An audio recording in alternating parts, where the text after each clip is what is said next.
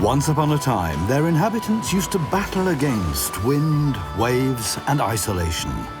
Now they're harnessing the forces of nature to provide clean energy. Islands of the future.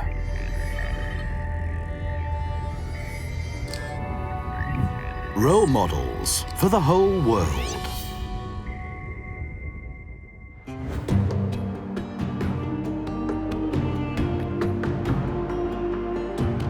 The small volcanic island of Hierro lies far out in the Atlantic off the west coast of Africa.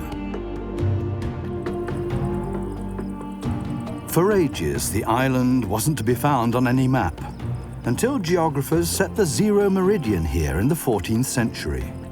A memorial marks the spot where a line of longitude once defined the end of the world.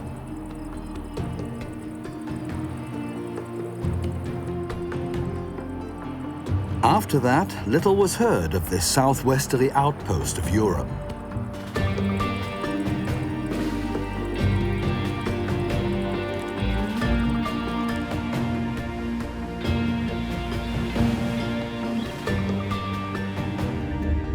The island provides unique habitats for many animal species. The wealth of nature, the forces of water and wind, could soon place Hierro at the center of the world.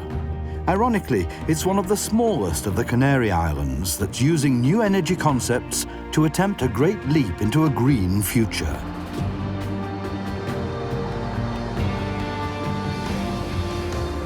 But how's that going to work?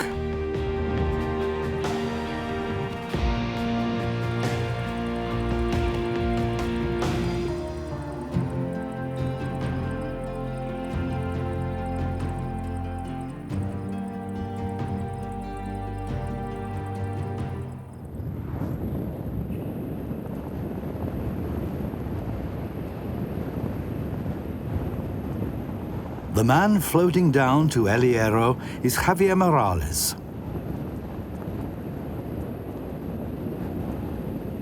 He was born in 1959 on the neighboring island of Tenerife, but spent most of his childhood on Hierro. The unspoiled nature of the island has shaped his life.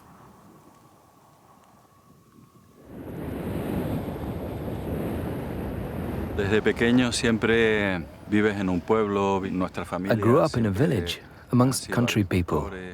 Nearly all the families went fishing. That gives you a feeling for the sea and teaches you when it's worth going out fishing and when a storm is due, and whether it's going to rain or not.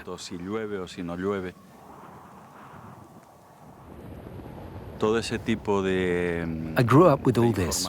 That's why our environment is so close and important to me today.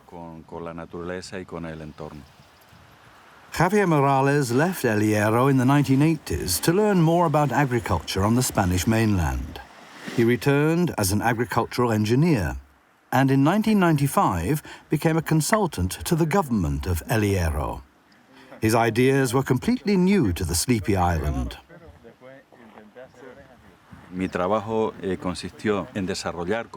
started to develop ecologically sound criteria for agricultural production on Hierro and for sustainable fishing as well, for energy provision as a whole, and for supplying drinking water.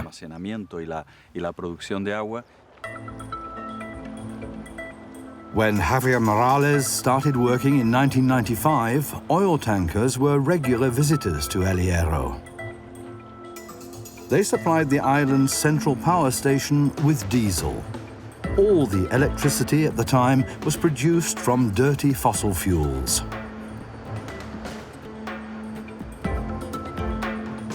Javier Morales set out to get rid of the oil tankers and produce all the electricity for the island's 10,000 inhabitants using renewable, environmentally friendly energies. But for a remote island with no power cable to the mainland, his plan seemed far-fetched. He had to fight for 20 years to see his dream become reality.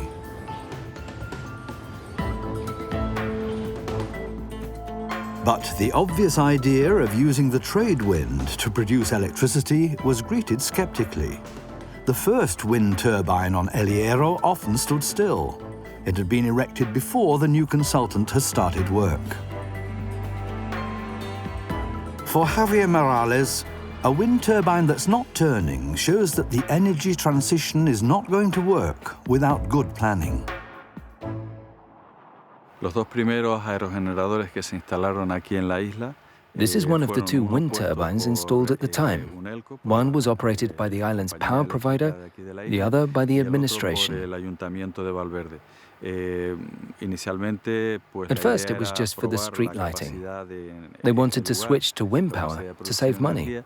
La posibilidad de ahorrarse un dinero importante, sobre todo del alumbrado público.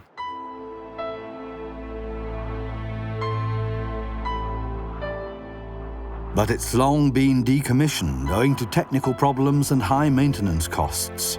Nevertheless, Javier Morales still sees El Hierro's first wind turbine as a significant milestone on the way to a clean energy future.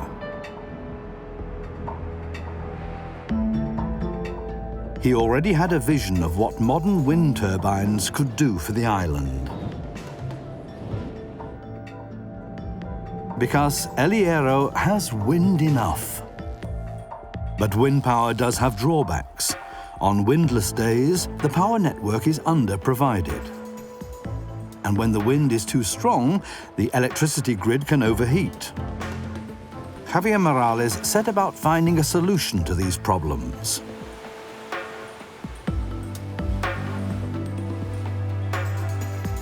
Other islands in the Canaries had already gained experience of wind energy before El Hierro.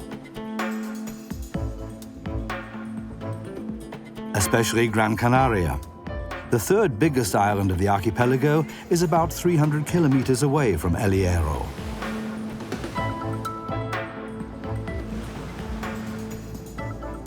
Away from its famous beaches, this tourist island has another face to show.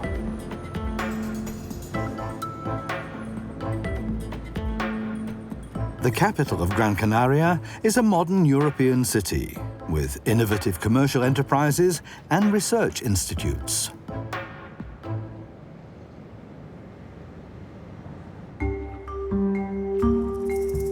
Gran Canaria is the location of the Technological Institute of the Canary Islands. Here, commissioned by the government, they're working on wind energy and on solar technology.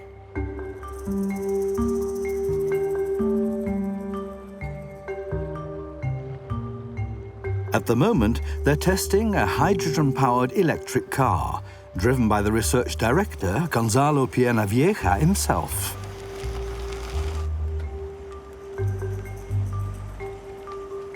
The Technological Institute of the Canary Islands conducts research in various fields of renewable energy, the environment, and biotechnology. We aim to increase considerably the share of renewable energy on the Canary Islands. In the small town of Arinaga on Gran Canaria, the first wind turbines were already operating in the early 90s. Over the years, a huge wind park has grown.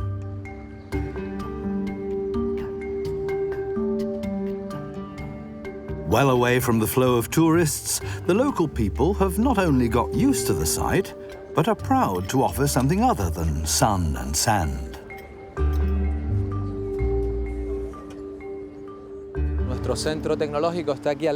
This place provides a journey through time in the history of wind energy. We have several generations of wind generators and various technologies here. The first wind turbines were still quite small, but we also have the biggest in all of Spain here.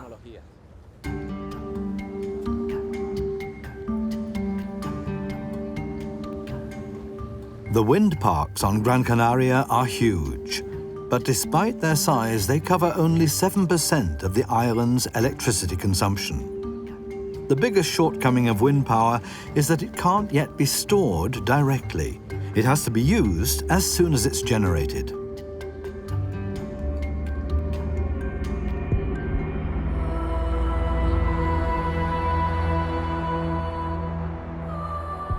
Unlike Gran Canaria, El Hierro missed out on exploiting the powerful trade winds for a long time.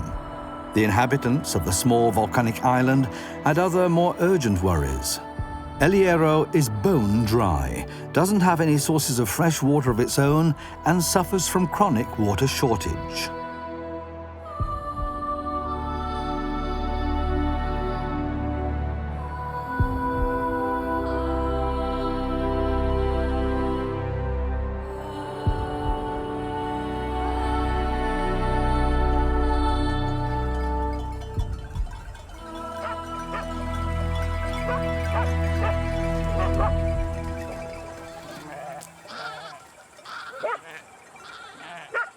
The dryness also makes it tough for livestock farmers, like Andrés Cabrera.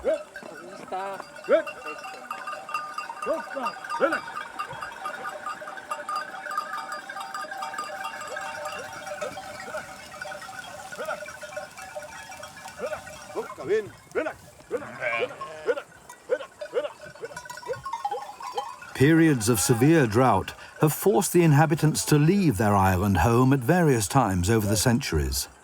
Global warming could aggravate the situation still further. It's only since the 1960s that the Canary Islands have had desalination plants, turning seawater into drinking water for people and animals. The inhabitants of El Hierro still lead a drip-feed existence. Water is life. That's no secret. Without water, there'd be neither land nor pasture. Thanks to the water, we can tend our sheep. Without water, they wouldn't be here. Water is the most important thing of all.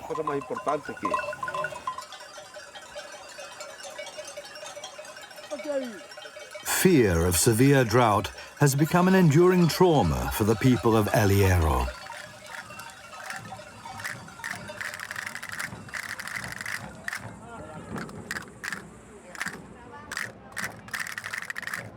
The festive parade of the shepherds is dedicated to water. It's the result of an island legend, and islanders love their legends. It's said that seafarers presented a Madonna to the island inhabitants in gratitude for their hospitality.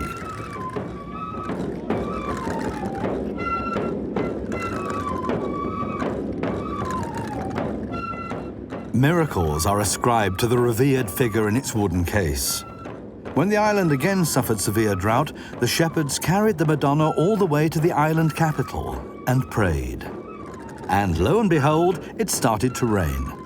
That was when the Madonna became the patron saint of El Hierro, and the occasion is celebrated every year by this spirited festival.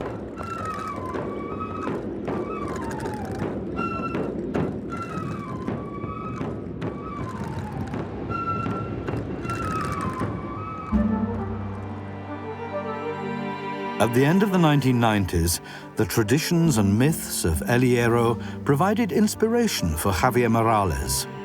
He was occupied with the question of how wind energy could be stored, and he came across one of the island's favorite legends.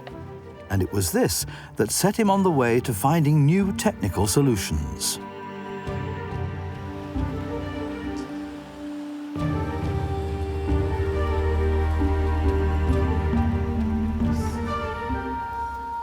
The Garroye was the sacred tree of the original inhabitants of El Hierro, and is the island's emblem. The actual miraculous tree no longer exists, but an impressive laurel tree still recalls the legend.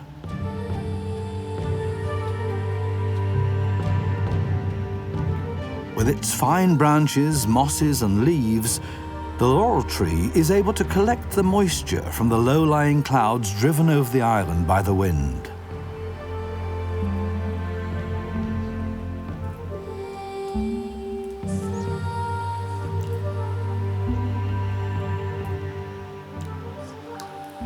Legend has it that a huge water reservoir had formed beneath the tree, large enough, it's said, to supply all the inhabitants of El Hierro with vital drinking water. The legend of how one pool was able to supply the whole island caught the engineer's imagination. Javier Morales wondered whether perhaps wind and water could be harnessed together to provide power, and started to sketch out some ideas. The project had to produce electricity for the whole island, but it needed to be able to store the electricity to create a stable running system. We could try to do that with water that we collected higher up. For an island, it's as important to provide your own energy as it is water, for the population and for agriculture. Tanto para la población como para la agricultura.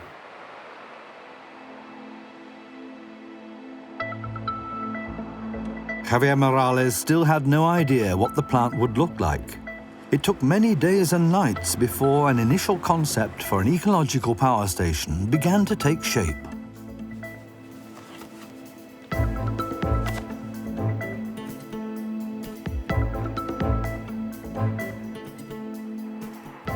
First, it was to be a wind park.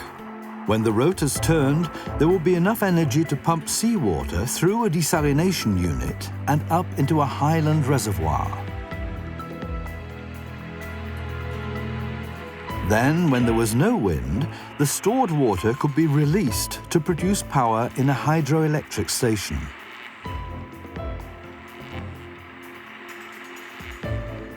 But could such a system really cover El Hierro's daily needs for electricity? The engineer was now dependent on the support of experts. In 1998, he presented his idea to the energy researchers on Gran Canaria. An island supplying all its needs with green energy would be unique.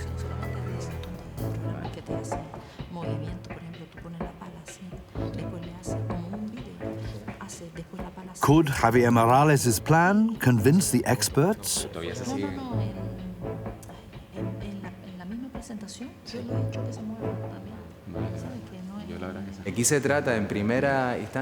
As soon as we have a good idea in front of us, we first turn it into a proper concept. Then we simulate the technical process and calculate its efficacy. Our task at the Technological Institute is to work out various alternatives to arrive finally at the optimum solution, both technically and in terms of cost.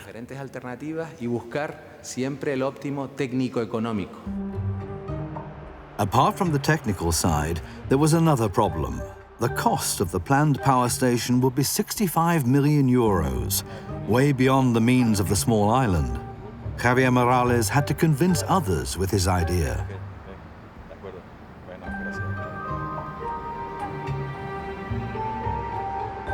Oddly enough, in the search for investors, it was the operator of the diesel power station who proved cooperative. The energy enterprise was also interested in an alternative to expensive oil imports. A first ray of hope for the man with a vision, Javier Morales. Si vamos a un modelo de energías limpias, puede haber decenas y decenas de pequeñas y If we once had clean energy here, that could attract many small and medium-sized companies. That would bring investment to the island and create jobs and technical innovations. So money circulates on the island and creates many new opportunities. That means if we succeeded in creating a sustainable system, we would benefit both the people and the environment. We had the choice. Either we decided in favor of the environment and investment, or we continued damaging our environment and did without progress. When news of the great plans reached the public, the response was initially skeptical, with good reason. A few years earlier, there had been another major construction project. The new harbour was intended to attract cruise liners, but it's usually just the diesel tanker that docks here. El Hierro is not a suitable island for mass tourism. Small, secluded bathing beaches are largely used by locals. There are no long white beaches on El Hierro. Unspoiled nature has its own attractions.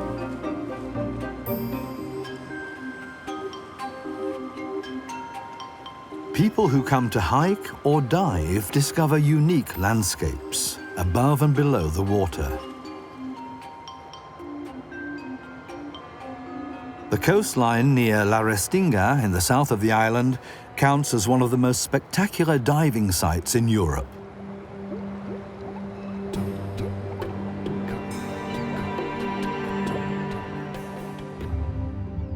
Underwater too, the volcanoes have created a wealth of diverse habitats. Niches for large sea creatures like the whiptail stingray. The end of its tail is poisonous, but no grounds for panic.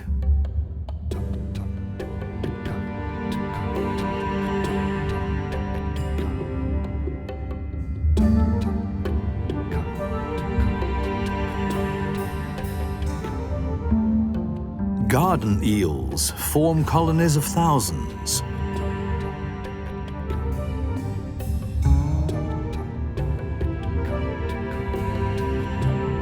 Fish stocks are protected because the fishermen have agreed to catch quotas and closed seasons.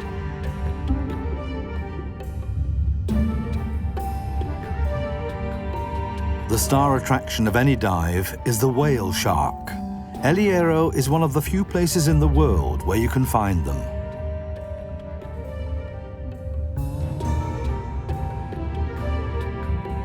Even though whale sharks are the world's biggest fish, they're not interested in large prey.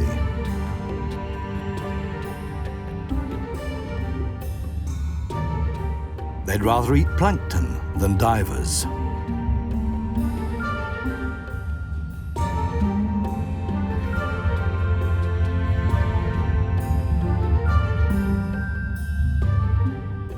To protect the diverse habitats and landscapes of the volcanic island, UNESCO declared El Hierro a biosphere reserve in 2000. For the island government, this entails particular obligations regarding nature conservation. The stock of groupers has recovered in the protected waters. Others have found fixed spawning grounds to which they return year after year.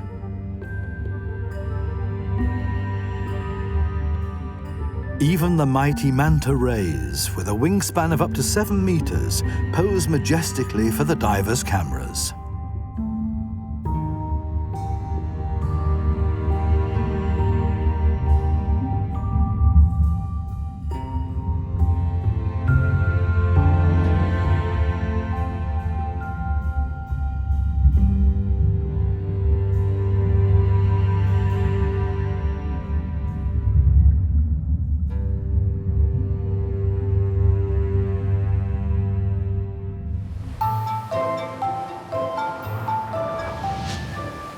On land, too, the Biosphere Reserve is helping endangered species to survive on El Hierro.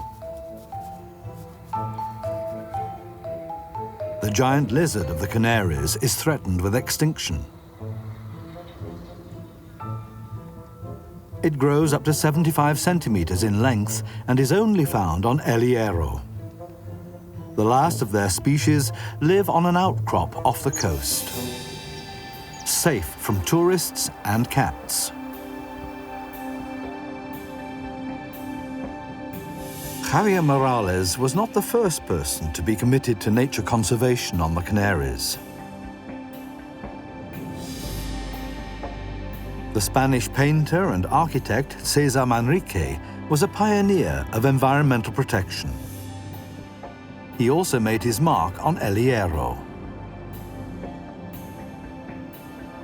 As an architect, he used natural building materials, which reflected the standalone character of the volcanic islands.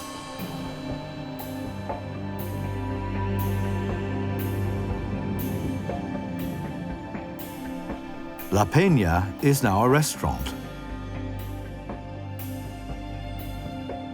What links Javier Morales and the eco-architect Manrique is their philosophy, not against nature, but with it.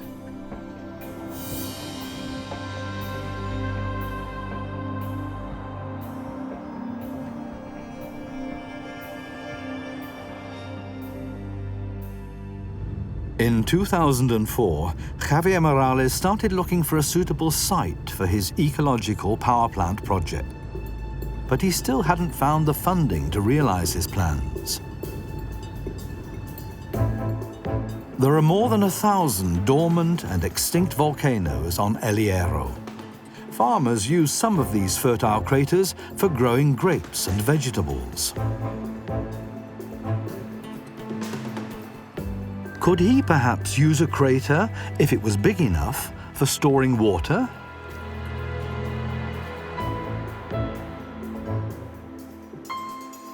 But how would the reservoir be constructed? And what restrictions would nature conservation impose?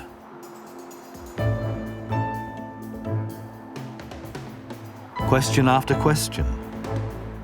But there was someone who could help. Despite a population of just 10,000, the island has its own president. At the time, it was Thomas Padron, who worked in the energy sector before his political career.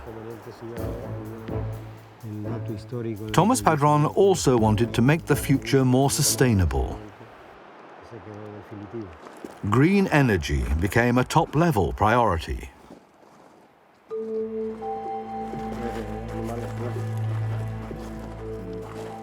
The two engineers set about finding the location for the new power station that would combine wind and water power.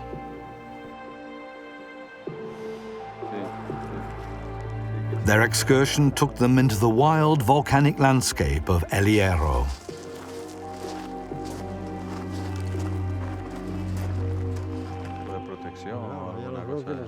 Los parámetros que realmente permitieron hacer. There were clear criteria the site had to meet.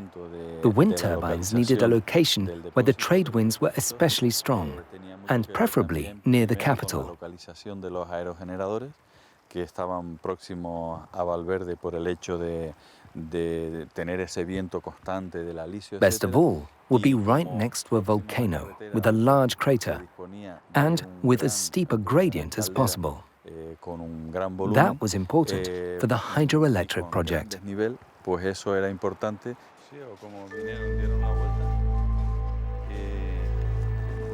Javier Morales and Thomas Padron were confident this landscape could offer them exactly what they needed for their power plant.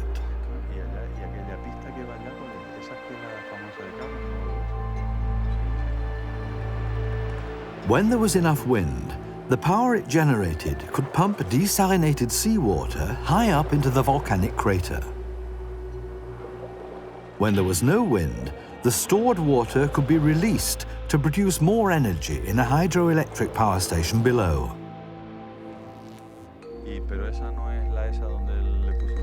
But without further investors, it would all remain a pipe dream.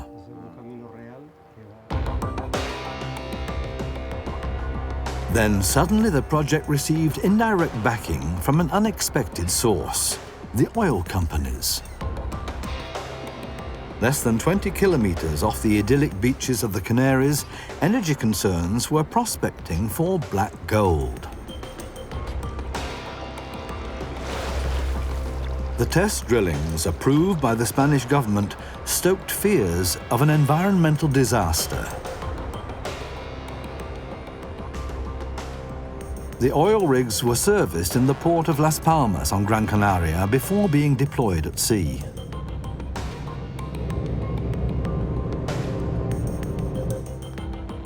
The worries were shared by researcher Gonzalo Piernavieja.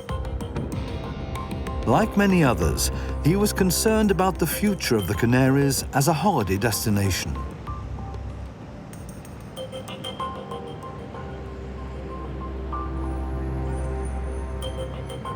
Bueno, el debate alrededor del petróleo es un tema muy candente y de mucha actualidad en estos últimos tiempos. The crude oil debate stirred up emotions on the Canary Islands. Should there be an oil disaster, it would strike at the heart of our economy. The Canary Islands live from tourism. If our waters were ever polluted by oil, it would have catastrophic results for the whole population, especially on the islands of Lanzarote and Fuerteventura, which are especially dependent on tourism. For years, the inhabitants of the Canaries have been protesting vehemently against offshore drilling for oil in Spanish and Moroccan waters. But before the millennium, the Spanish oil concern Repsol had discovered a number of large oil fields. In 2001, the Spanish government granted Repsol permission to drill. The Canaries could only be credible in their reaction to the seriousness of the situation by consistently refusing to import oil. A change of attitude was beginning to take shape in the minds of the islanders. The drilling off the Canary Islands was seen as especially risky.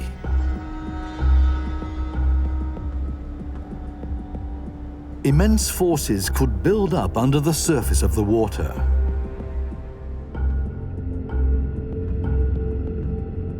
The area is volcanically active.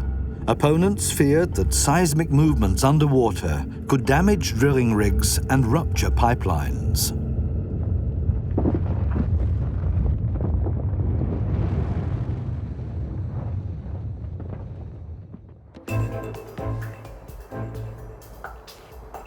More and more people started calling for an energy turnaround. The researchers from the Technological Institute gained support from all sides. The construction of an innovative power station on El Hierro could provide the initial spark. Once the planned green power station had proved itself in simulation trials, Research Director Gonzalo Piernavieja was ready to risk the next step. We realize full well that the wind-water power plant on El Hierro was a springboard for transforming all our islands into an ideal laboratory for new sustainable energy.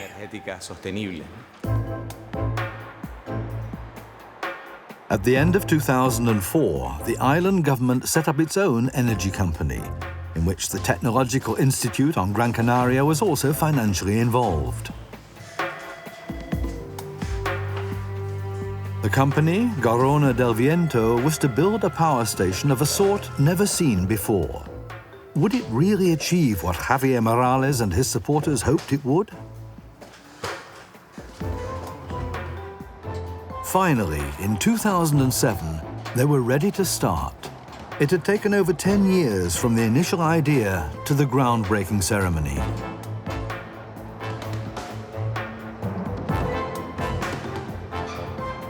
The first phase of the project began with the erection of 5 wind turbines.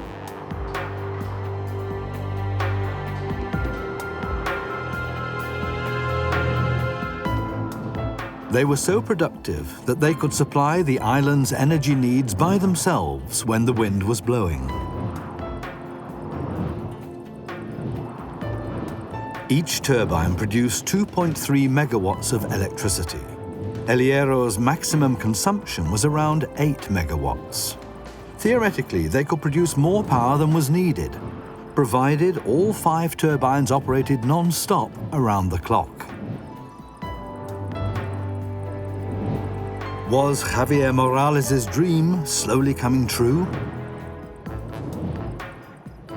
Que lo más importante es como ver que un proyecto como este se pueda. It's fascinating to watch a project becoming reality, and at some point producing energy without harming the climate. De manera respetuosa con el medio ambiente. If everything works in the end, everyone wins. The environment, the people, and the economy.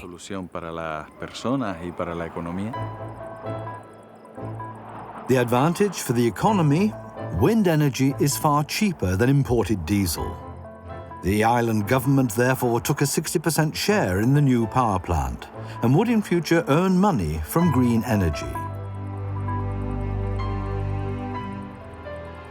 The advantage for the environment: if the power station really produced green energy around the clock, the atmosphere would be saved around 19,000 tons of carbon dioxide every year.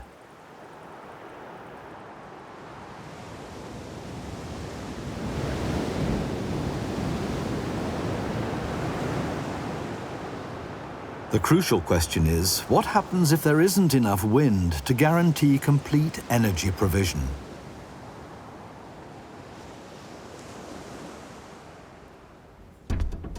Gonzalo Pienavieja knew that the wind energy had to be stored. But could that be done in reality? Could wind energy be stored in the form of water reservoirs in volcano craters? Volcanic rock is porous.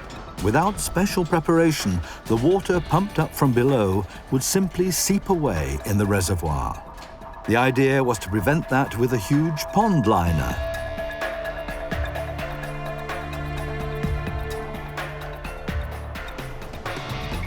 "700 meters lower, a second reservoir was to be created with a capacity of 150,000 cubic meters of water. More than 200 swimming pools put together.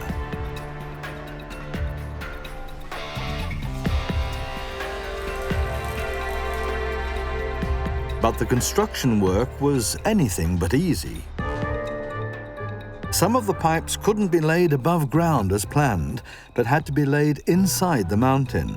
The costs soared by a further 20 million euros. Building work stalled.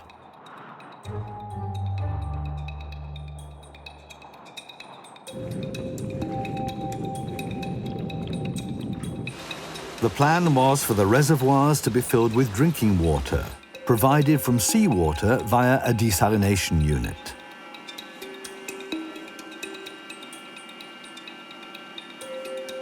Providing drinking water alone was consuming 45% of the island's electricity.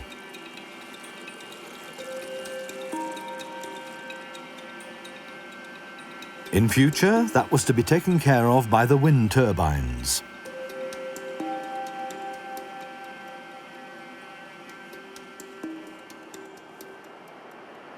Before that could happen, the desalination plant had to be coupled with the power station, and that was a time-consuming job in itself.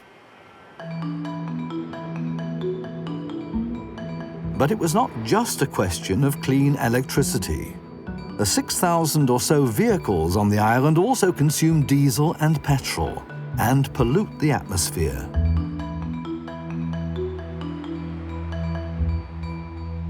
Even before the green power station was complete, Javier Morales was already planning the next step. Electric cars. They could tank up on green electricity from the new power station.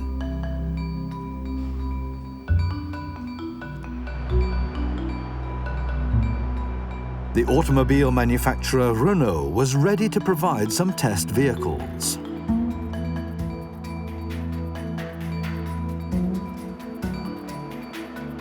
Vehicle drivers willing to switch to electricity were offered financial incentives by the island government. No exhaust fumes and no noise, a completely new driving experience.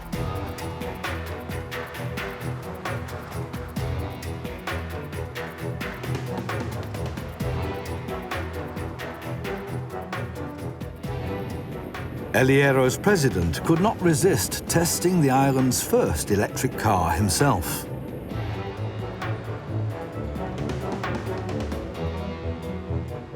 The island government decided that the president would personally demonstrate the first electric car and drum up publicity for us.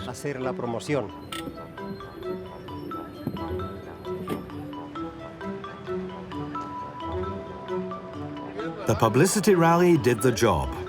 The car fans of the island were surprised and curious. Up to now, the streets of the island have been dominated more by four-wheel drives and tractors. The president was confident that the colourful motor show in the centre of the small capital would be a big mind changer. People were skeptical at first, but they gradually understood the enormous advantages these cars have for our future. We are certain that we'll be able to convert motor traffic on the island of El Hierro to electric vehicles completely.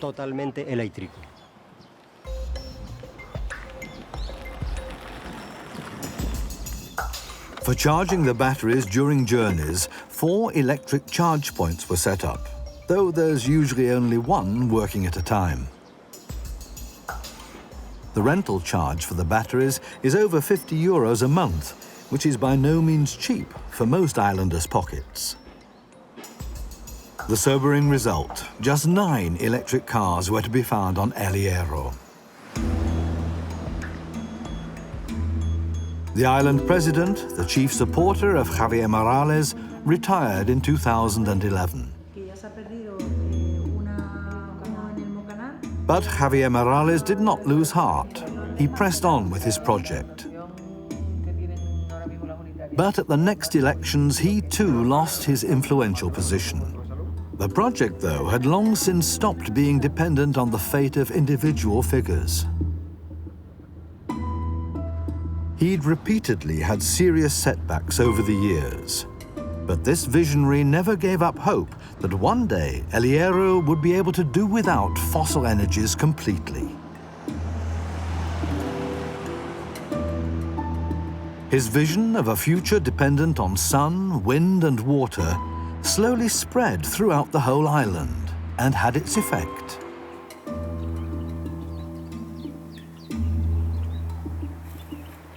It encouraged some islanders to become proactive.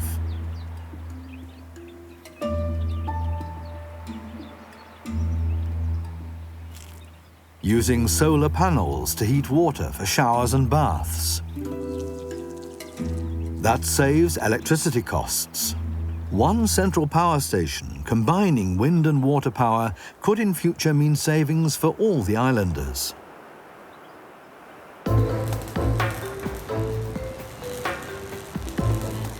Before Thomas Padron retired, the island government managed to close all the gaps in the project financing.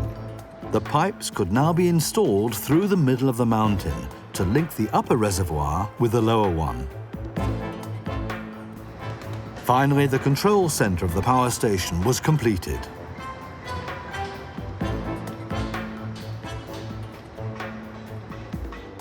By early 2014, things were really moving. The first test run was looming. The wind and pumped water reservoir plant on El Hierro was the first of its kind worldwide. Would it really be able to provide all the island's energy needs around the clock? For the moment, the turbines were not turning.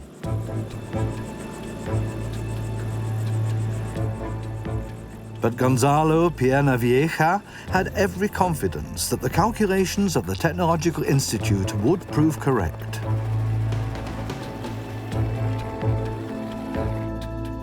Optimistic as ever, he was setting his sights on even bigger challenges.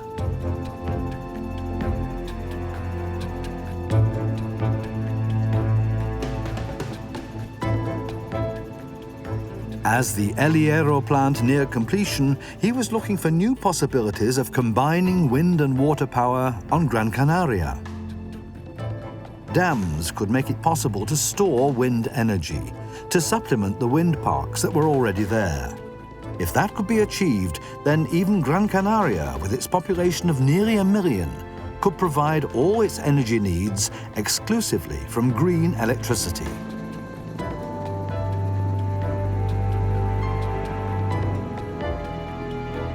The research director sees it as just a matter of time. I'm convinced that we, too, can become self-sufficient with clean energy. Some islands will be quicker than others. El Hierro is already there. The smaller islands have it a bit easier than the large ones.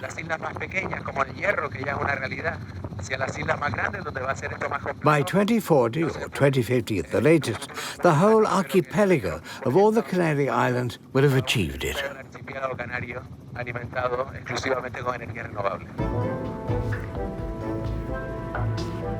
The Canary Islands have made an early start in developing their own strategies for ending their dependence on oil. But their experience can also be transferred to other islands, to other regions of the world.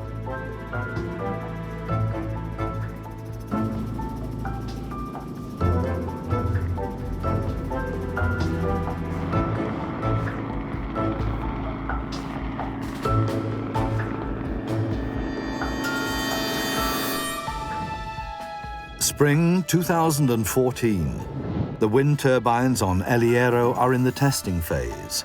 If they produce more electricity than all the households and businesses on the island consume, they'll be able to operate the desalination plant and the pumps for the reservoirs. The moment of truth.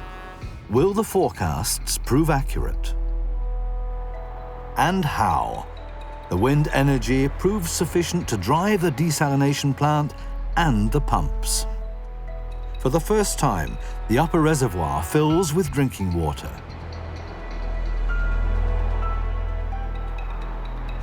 Everything functions according to plan.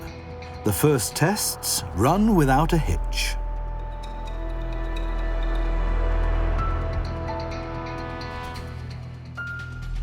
Then comes phase 2.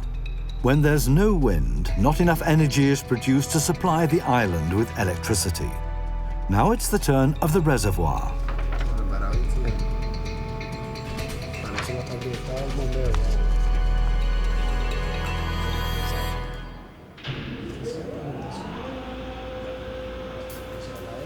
The water from the upper reservoir is released into the gravity pipes.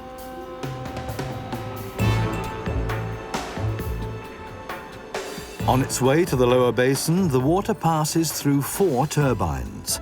They produce electricity from the water power.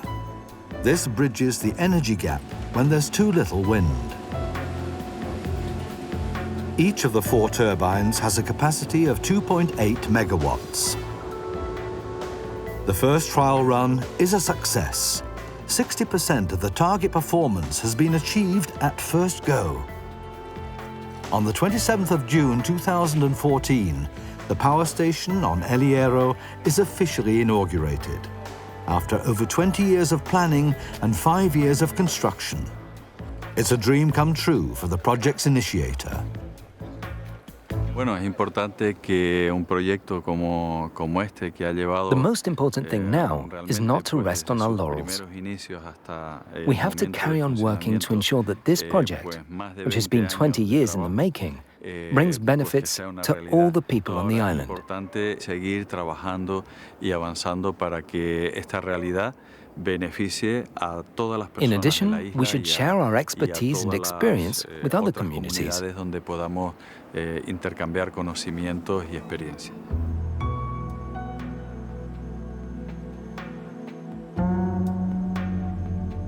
The brilliant idea of storing wind energy in the form of water and producing drinking water into the bargain has turned El Hierro into an island of the future.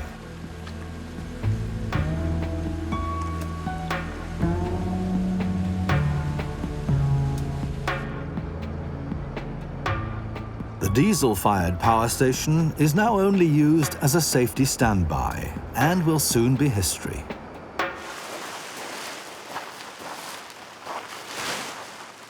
Enthusiasm for the trade wind, which makes so many things possible on El Hierro, is something that Javier Morales has had all his life. He has learnt to adapt to conditions, to remain flexible, and to wait patiently for the right moment to launch.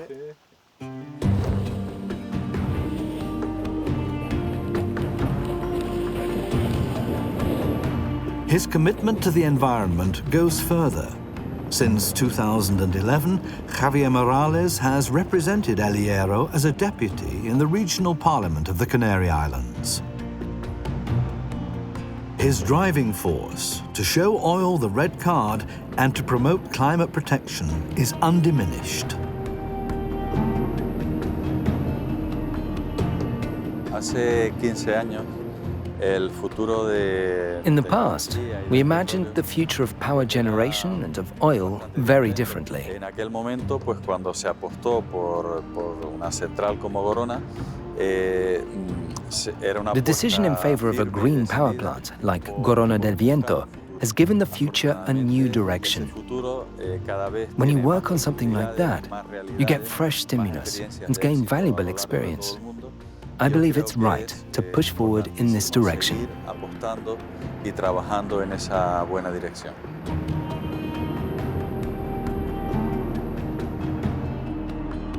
Inspired by the legend of a miraculous tree, El Hierro itself has become an energy miracle. And the dream of the cars on the island no longer being fueled by petrol might also come true one day. Who knows? Perhaps some old saga will supply the brainwave for this as well. The EU wants to see the share of renewable energies in electricity production raised to 27% by the year 2030. El Hierro is already demonstrating that much more is possible. This small island was once the end of the world. Now El Hierro is the beginning of our future.